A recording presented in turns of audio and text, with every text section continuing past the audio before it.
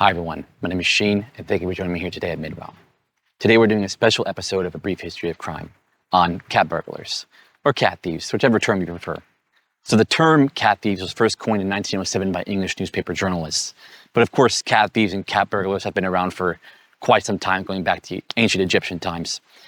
For the intro of this video, I actually wanted to do a bit of stunt work, but the railing on that balcony up there I was going to use, I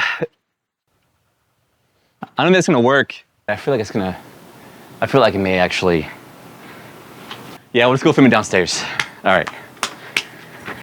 It wasn't gonna work. It would probably break, honestly, if I were to try. So you're not gonna get that, but I hope that you enjoy this nonetheless.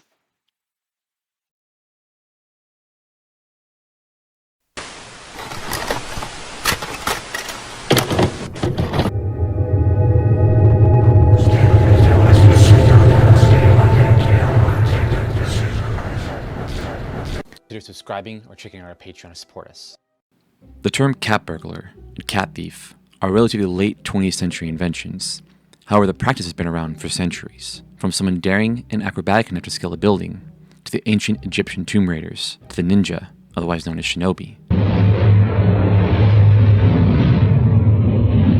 In modern times, they've appeared all over the media, from newspapers to blockbuster films. Today we'll be focused on cat burglars in the West, and predominantly in Europe. Newspapers in England coined the phrase cat burglar in 1907 to describe a young, 23-year-old thief, Arthur Edward Young. The term would go on to be used to describe other skillful burglars who were agile, stealthy, and had a particular skill in climbing buildings, like a cat. They moved quickly and quietly, and generally targeted wealthy homes and expensive buildings. It was not until the periods of economic depression in the 1920s and 1930s that the infamous cat burglars, like Robert Delaney and George Leslie, rose to notoriety. Up until the introduction of the Theft Act in 1968, a burglary was not considered a crime if it took place during the nighttime hours, from 9 p.m. to 6 a.m. This certainly eased the mind of a thief, and made it a lot less likely to get caught. Although daytime hours just meant you would be charged with something called housebreaking. Cat thieves accounted for a small portion of all thefts in Britain and the UK during the 1920s and 1930s. Court records from the time show that most theft was opportunistic in nature, committed by people living in extreme poverty. Some cat thieves actually garnered public support and sympathy, such as George Smithson. This was in part due to his comparison of himself to the character of Arthur Raffles. Why should I work when I could steal? Why settle down to some humdrum, uncongenial billet when excitement, danger, and a decent living were all going begging together?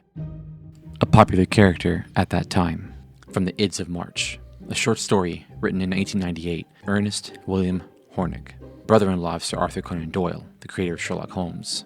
George Smithson recalled climbing into the country mansion of Lady Helen Salt. I crawled inside, waiting to see if any lights appeared or if anybody knew I was there.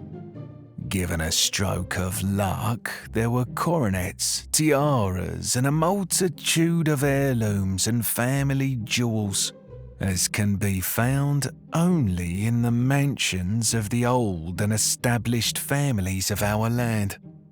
Cat thieves became a focal point of cinema for some time, with classics such as To Catch a Thief, and modern representations like the Ocean's Trilogy, which I highly recommend.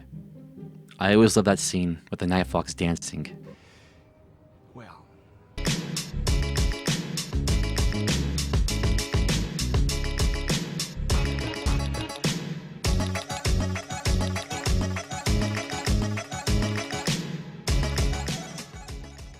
As utterly unrealistic as it was, a lot of individuals in the media began to look at the cat burglars and cat thieves from the same viewpoint they saw themselves. Robbing from people who would not even feel a financial aspect of such a loss. And also, they weren't the target.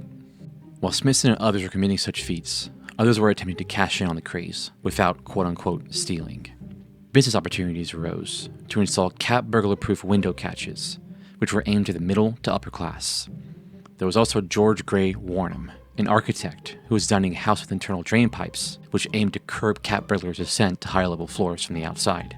The Daily Express in 1924 had actually created a satirization of the new craze for security by creating an illustration of a cat burglar-proof house. It involved cannons, spikes, alarms, a sleeping policeman, and various kinds of cactus and a moat. While these may have curbed some cat thieves, it did not stop Robert Delaney.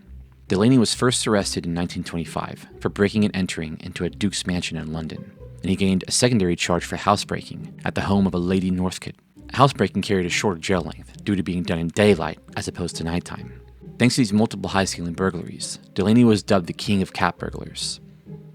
The News of the World wrote, An auburn-haired, debonair young fellow who has given Scotland Yard more to think about than any dozen ordinary criminals. During this time, inner-city policing was centered around combating street-level crimes. Policemen would walk their respective routes and watch for suspicious activities. By 1933, changes in policing were being made in response to cat thieves and cat burglars. The Home Secretary at the time, Sir John Gilmore, debated in Parliament for younger, more highly trained officers.